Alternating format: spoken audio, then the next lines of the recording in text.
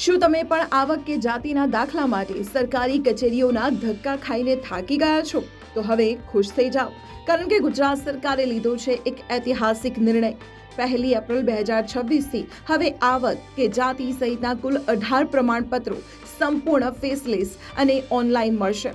આ કયા 18 પ્રમાણપત્ર છે તેનું લિસ્ટ તમને સ્ક્રીન પર દેખાઈ રહ્યું છે, જેમાં આવકનું હોય કે જાતિનું પ્રમાણપત્ર, ક્રિમિલેયર સર્ટી હોય કે ડોમિસાઇલ સર્ટી, બધું જ હવે મોબાઈલ પર એક ક્લિક પર, એટલે કે કામ થશે ઘરે બેઠા માત્ર એક ક્લિક પર।